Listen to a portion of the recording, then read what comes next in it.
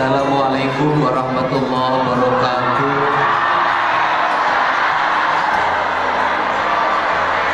Sampurasun. Apa kabar? Sudah sarapan belum? Masih punya bekal enggak? Sudah punya kontrakan belum?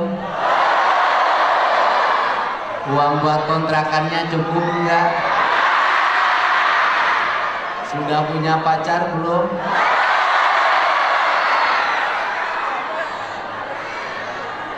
Kalau sudah punya pacar, belum kebayar kontrakan, cari pacar yang bisa bayarin kontrakan.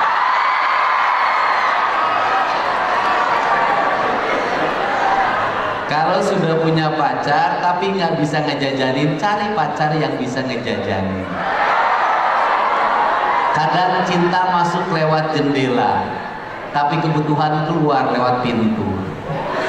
Tepuk tangan buat semangat untuk tercinta. Pak Rektor yang saya hormati, para wakil rektor, para dekan, seluruh guru, baik guru besar maupun guru setengah besar. Bener gak? Kalau ada guru besar harusnya ada guru kecil.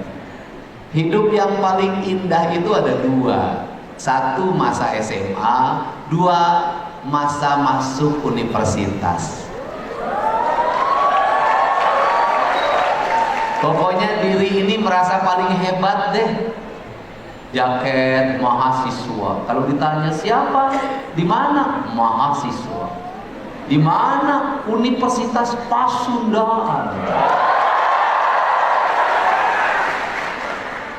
Rame nggak kuliahnya? Kemarin rame waktu demo DPR.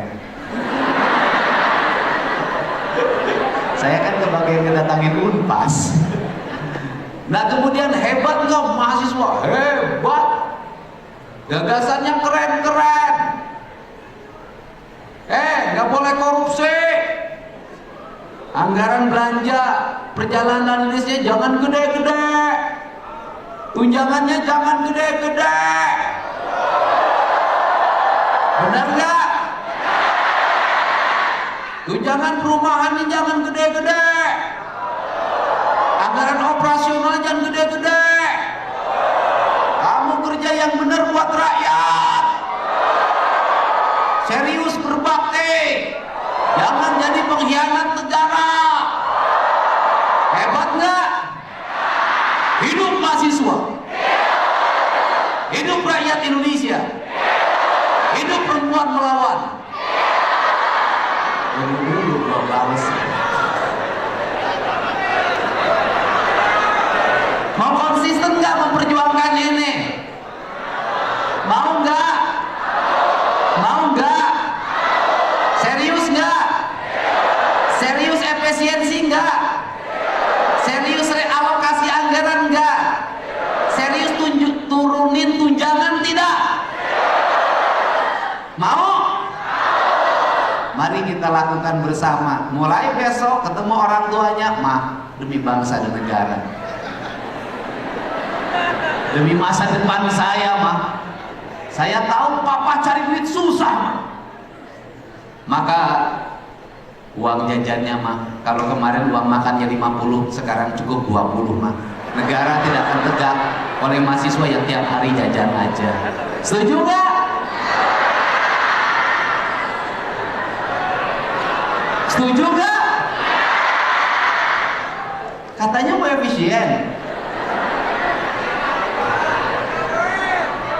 Mah, kontrakannya nggak usah mahal-mahal mah, nggak usah pakai AC mah, kipas aja cukup mah. Kenapa? Mahasiswa harus prihatin mah. Dia harus rajin puasa, bertafakur, kemudian berpikir idealis, baca bukunya harus banyak mah. Pokoknya demi negara dan demi bangsa harus dimulai dari generasi emas. Generasi emas itu generasi yang hidup digosok dulu mah. Dicuci dulu mah, diambil dari tanah yang paling dalam mah, itulah generasi emas. maka biarkan badan saya diasah ma, biarkan ke sekolah ke kampusnya aku jalan kaki ma, biarkan aku makannya prihatin sehari sekali aja ma, yang penting mata aku agar kurang tidur ma, yang penting wajah aku kelihatan kusam karena membaca buku dalam setiap waktu ma, aku pengen jadi emas ma, gak mau jadi lemah. Mau nggak? Mau nggak? Mulai nurun. Mau nggak? Ma, mulai bulan depan ma, aku nggak akan minta lagi uang kuliah sama mama, biar aku cari sendiri ma. Gak apa-apa, aku jadi penjual rokok ma, penjual minuman ma. Aku ingin hidup mandiri, karena bangsa ini harus mandiri, tidak boleh tergantung pada bangsa lain. Maka saya akan memulainya, karena saya calon pemimpin masa depan.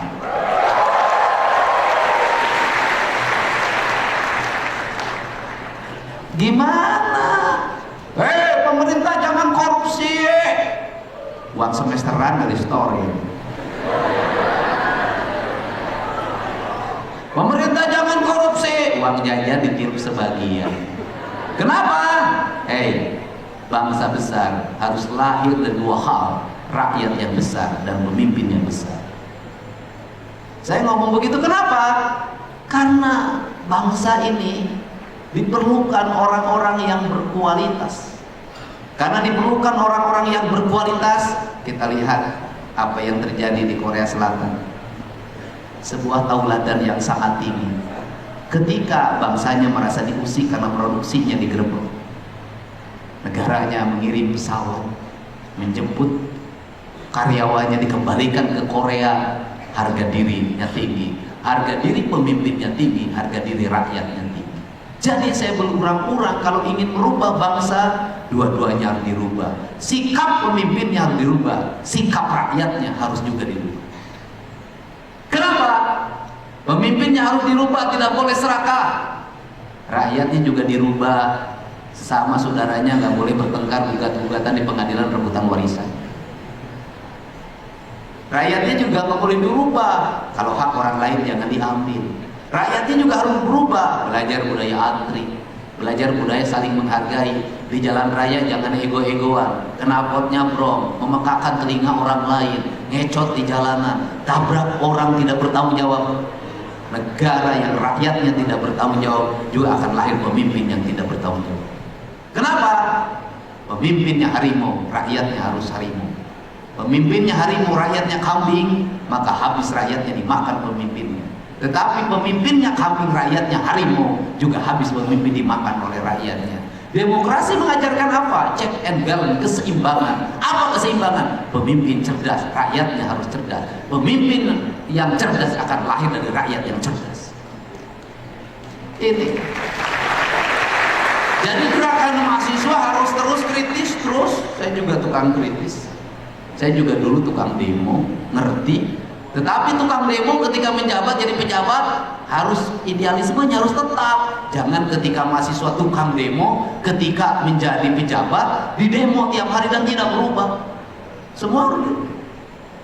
Untuk itu maka kuliah itu bagi saya dimaknai bukan tempat orang berpesta pora, bukan tempat orang mengekspresikan, memperlihatkan kekayaan di kampusnya, bukan. Kuliah ini adalah tempat untuk orang melakukan tapa. Maka saya lihat di Abah Anom itu nama pesantrennya Patapaan, tempat bertapa. Apa sih yang kurang dari dunia akademi sekarang adalah pertapaannya yang nggak ada.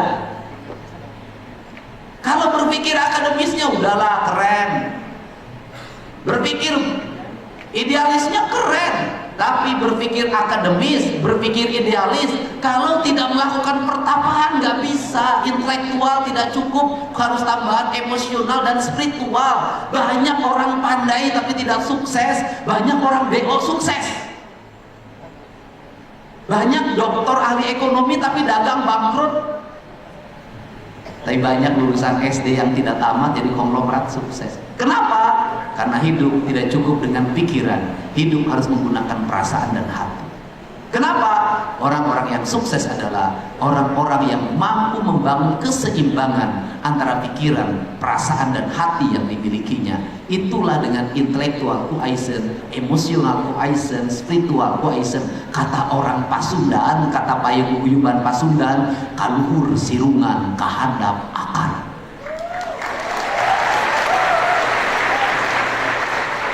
Sehingga kita bisa melihat loh, orang yang sukses itu orang yang melewati pertapaan. Orang pertapaan apa?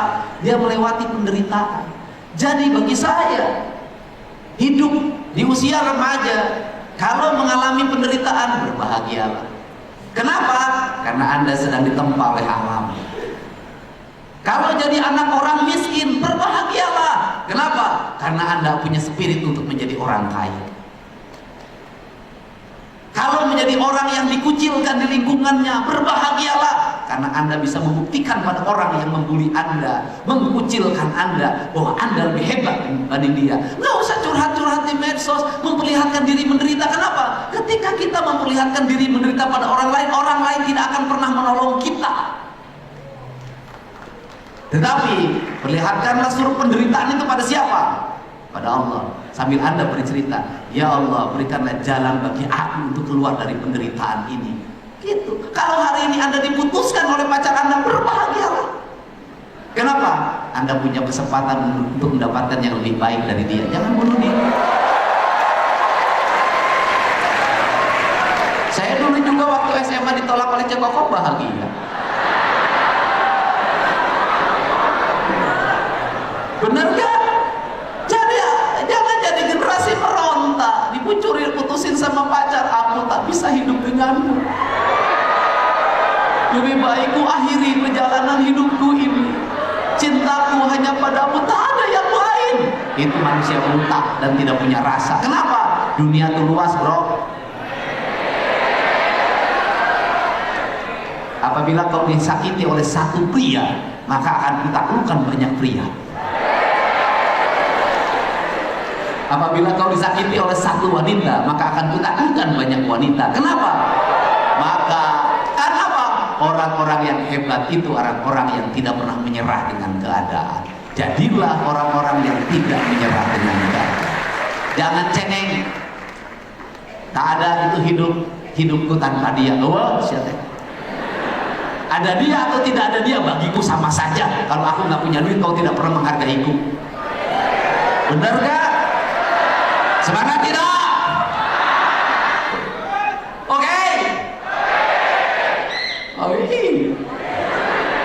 Nah, kenapa saya bercerita begini? Jadi saya kalau ngomong ke orang saya miskin, kamu harus bahagia. Kenapa? Kamu punya kesempatan jadi orang kaya.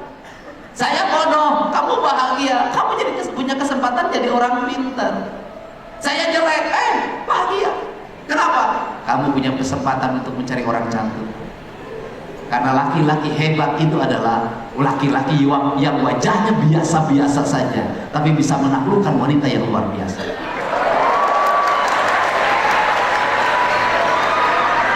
Benar gak? Kalau laki-laki ganteng dapetin yang cantik biasa aja. Tapi laki-laki biasa saja, wajahnya, wah kalau orang lihat serem. Tapi dapatin yang cantik, itu baru luar biasa. Nah, apa yang ada yang menjadi tantangan kita ke depan? Tantangan kita ke depan adalah jumlah orang semakin banyak, jumlah ruang bekerja semakin sempit. Kenapa jumlah ruang bekerja semakin sempit? Karena orang menuju abad efisien. Kenapa orang menuju abad efisien? Orang hari ini lebih percaya pada robot dibanding pada manusia. Sudah AI, artificial intelligence, itu yang menjadi arah kebijakan ke depan, arah kompetisi ke depan. Kalau sudah seperti arah kompetisinya, apa yang harus kita lakukan? Bagi saya, tidak ada itu peluang untuk tidak maju, tidak ada itu peluang untuk tidak berkembang. Apa yang dimiliki oleh kita? Semua orang punya kesempatan. Tidak boleh pesimis dengan keadaan. Kenapa? Karena kita nanti bukan menjadi orang yang bekerja, tapi kita menjadi orang yang mempekerja. Karena kita yang menjadi orang yang mempekerjakan, maka dalam diri pikiran mahasiswa apa yang harus dibangun dalam dirinya? Yang dalam dirinya adalah jadilah Tuhan. Karena jadilah Tuhan, maka dari hari ini dibikin tradisi jadilah Tuhan.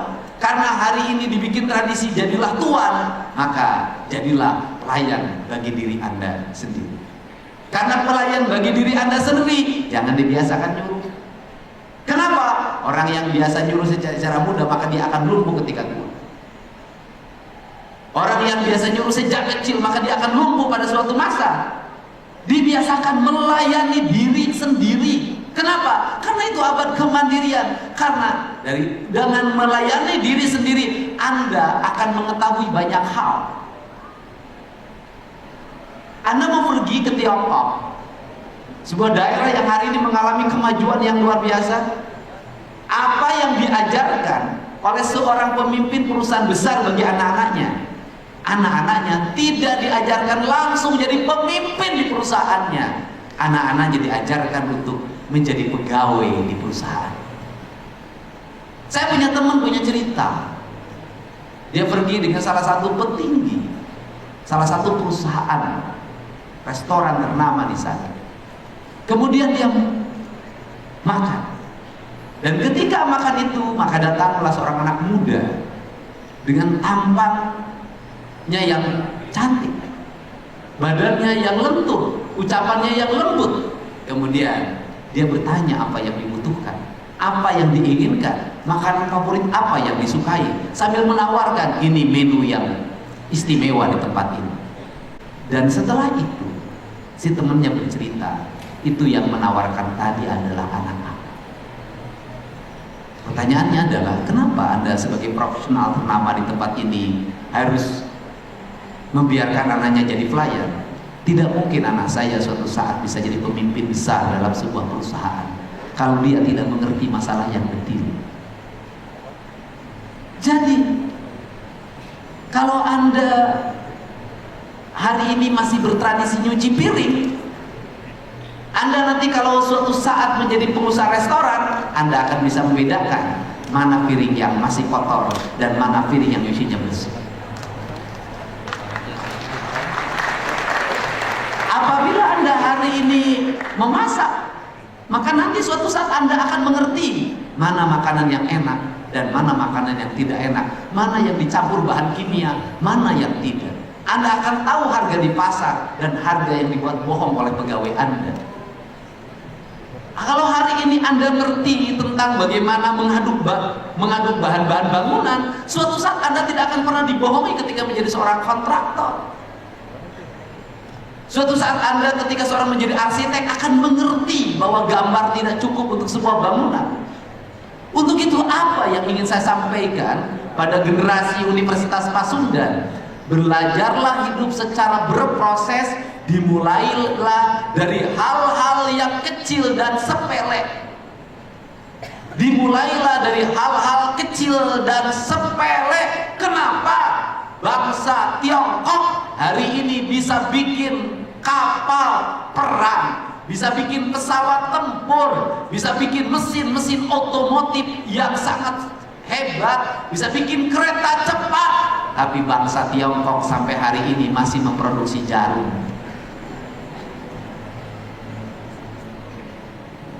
Bangsa Tiongkok sampai hari ini masih bikin kancing cetek.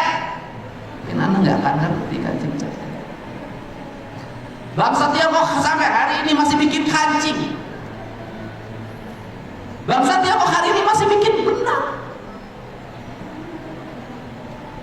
Bangsa Tiongkok hari ini masih pakai barongsai, dan barongsainya tetap barongsai, tidak dirubah-rubah, tidak direkayasa, tidak dibikin teknologi, tetap tradisi. Bangsa Tiongkok hari ini masih gongci pacai.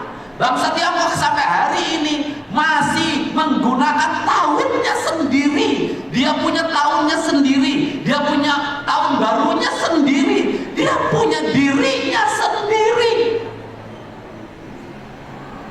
Pertanyaannya adalah, Kita punya apa? Tahun tidak dipakai, produksi tidak dibuat, hal yang tradisi kita tinggalkan, yang tradisi dirubah, direkayasa agar up to date, mengikuti zaman. Akhirnya apa? Akhirnya kita lihat kanan kiri, kita menjadi bangsa apa? Penjual. Penjual apa? Penjual bahan mentah. Karena penjual bahan mentah, apa yang dialami oleh kita? Bahan mentahnya dijual dari kita, dikirim ke luar negeri. Setelah pulang dari luar negeri, balik lagi ke kita sudah menjadi bahan jadi. Dulu kita beli jual 1 kubiknya hanya 10.000. Setelah ini yang 1 kubik itu kemudian menjadi barang. Barangnya menjadi seperti ini dengan harga berapa?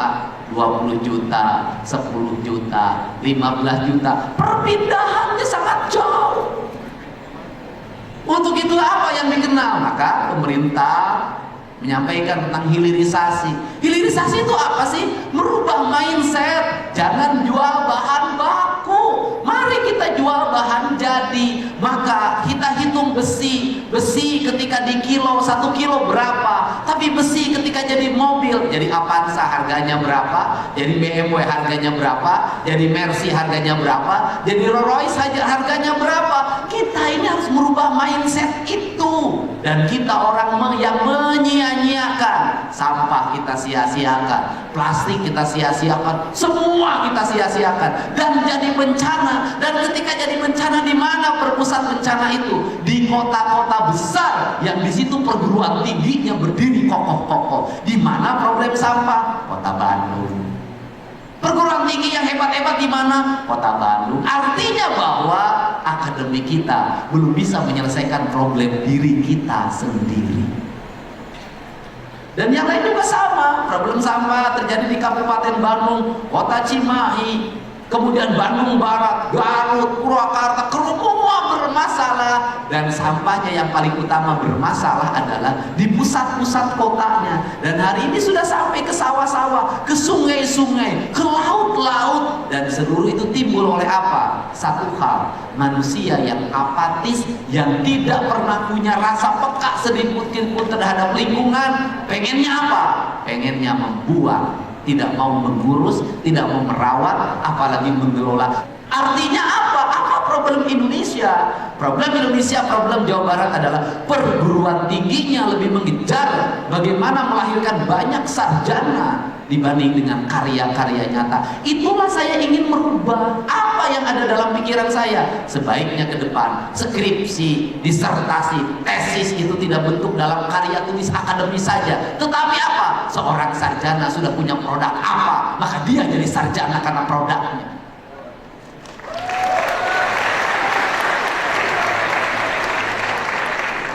Akibatnya apa? Banyak orang-orang pandai yang out of the box dalam hidupnya masuk penjara. Gara-gara apa? Menemukan pupuk yang bisa membuat makmur desanya, tetapi dia melanggar karena pupuk yang disebarkan tidak bersertifikasi. Orang hebat berproduksi, gara-gara tidak menempuh sertifikasi masuk penjara.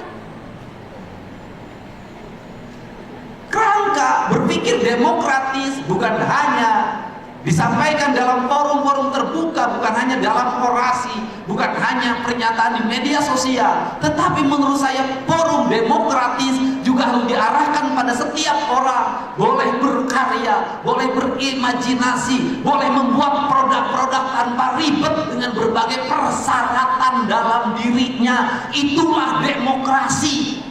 Ini kenapa saya ngomong begini? Karena nanti seluruh kebahagiaan yang dialami sekarang gagah ketika jadi mahasiswa, Anda nanti akan merana. Kapan Anda merana dan menderita? Ketika nanti lulus jadi sarjana, cari kerjaan nggak dapat. Karena fokus pikirannya cari kerjaan. Anda hidup seperti hidup, tidak bisa hidup tanpa pekerjaan. Anda tidak mampu hidup tanpa pekerjaan formal. Kenapa? Dan saya katakan, orang-orang yang kreatif sejak kecil tidak pernah melamar kerja dalam hidupnya. Kenapa? Karena dia akan menciptakan kerja oleh dirinya sendiri. Nggak pernah. Nggak pernah. Saya itu hidup nggak pernah. Kenapa? SMP saya jualan layar-layar sama jualan kayu bakar. SMA itu saya jadi tukang fotografer sama tukang ojek. Kuliah saya jualan bala-bala, kemudian air mineral, buku dan alat tulis di tempat kuliah. Lulus saya jadi pedagang beras. Setelah jadi pedagang beras saya jadi politisi, jadi anggota DPR di kabupaten. Kemudian jadi wakil bupati, jadi bupati, jadi anggota DPR RI, jadi gubernur. Nggak pernah saya nganggur. Kenapa? Rangkaian hidupnya dibangun. Kenapa? Dan dalam ini saya dulu berkomitmen, saya pernah sama ibu saya tidak akan menikah manakala saya belum bisa membiayai istri saya sendiri. Saya tidak akan menikah dengan membiayai dari orang tua. 1 rupiah pun untuk hidup saya menikah, saya tidak akan minta pada ibu dan bapak saya. Itu sumpah saya waktu kelas 2 SMA.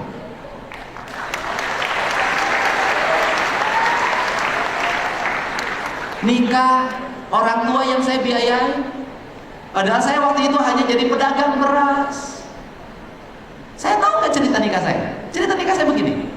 Besok saya mau nikah, hari ini saya nemuin bapak saya. Pak, rek naon? Isukan kawin. Yang sah, awewe mau jeung domba. Kawinnya isukan. Terus kumaha? Ya Pak, duit jangan beli domba, jangan bekal, isukan seserahan. Ya Pak, duit sewaan mobil, dulur kami bawa. Ya Pak, jangan beli batik Bapak. Laki-laki. Saya menikah pagi jam 8, jam 1 siang istri saya tidak mau tidur di rumah bapakmu. Kenapa? Kita kontrak. Kenapa? Hidup berdua kontrak lebih terhormat daripada numpang bangun di rumah mertua. Gagal, bertengkar, nggak ada yang tahu. Ini penting. Kenapa? Sikap-sikap seperti inilah akan melahirkan orang-orang yang maju dalam bidangnya, baik dalam bidang bisnis maupun dalam bidang politik. Kenapa? Dia mandiri dalam mengambil keputusan, tidak bisa dipengaruhi oleh siapapun. Dia lurus pandangannya ke depan. Ini yang harus dilakukan. Kenapa? Seluruh kegagahan Anda hari ini dan sampai semester 7 nanti suatu saat akan menjadi kelumreyan diri ketika Anda sudah lulus jadi sarjana. Dan sekali lagi saya katakan, sudah saatnya kita memelopori bahwa kesarjanaan ditentukan oleh produk, bukan hanya sekedar karya tulis. Karena ditentukan oleh produk, maka nanti kan di negara lain. Profesor ini, temuannya ini hasil risetnya, ini produk yang dipakai oleh negara. Dokter ini, temuannya ini hasil risetnya, ini produk yang dipakai oleh negaranya. Semua orang yang menjadi akademisi, menjadi orang-orang ahli itu ada produknya. Di kita banyak sekali orang yang gelarnya banyak, tapi nggak punya produk. Hanya untuk apa? Ngejar kenaikan golongan, ngejar kenaikan jabatan, gengsi pada diri, dipajang Profesor Dr. Deddy Mulyadi SHMA, banyak banget. Tugas manusia itu apa yang paling pertama? Menyelesaikan problem yang dialami oleh dirinya sendiri. Karena dia menyelesaikan problem yang dialami oleh dirinya sendiri, maka yang berikutnya saya katakan, dari sekarang Anda harus mengenal diri Anda sendiri. Siapa Anda? Sedang di mana Anda? Berasal dari mana Anda? Gennya gen punya siapa Anda? DNA-nya DNA apa Anda? Golongan darahnya apa? Makanan yang baik buat diri Anda apa? Makanan yang bisa menimbulkan penyakit pada Anda apa? Maka terus ditanya, mata, kamu tanya matamu itu, matamu itu tanya, kapan kamu tidur? Kapan kamu bangun? Telinga, hidung, semua dikenali. Untuk apa? Membangun hidup yang sehat. Karena membangun hidup yang sehat, membangun hidup yang cerdas, dimulai dari kita mengenal diri kita sendiri. Mengenal diri kita sendiri itu apa? Mencoba mendiagnosa diri kita secara total. Siapa kita, di mana kita, berasal dari mana, golongan darahnya berapa, tekanan darahnya berapa, semua. Maka ilmu kedokteran ketika memeriksa Anda, mendiagnosa penyakit Anda, pasti dikenal dulu apa, siapa, golongan darahnya apa, detak jantungnya berapa, semua itu dulu. Kenapa? Sesungguhnya yang bisa menyelesaikan diri kita sendiri adalah hanya diri kita. Dan saya katakan dalam ilmu kesehatan adalah dokter terbaik bagi diri kita adalah diri kita sendiri. Ya, oke. Sudah ada yang tidur, enak banget. Enggak usah diungu. Artinya apa? Pidato saya itu persis penyanyi atau suara ibunya, mampu membuat tolak anak-anaknya.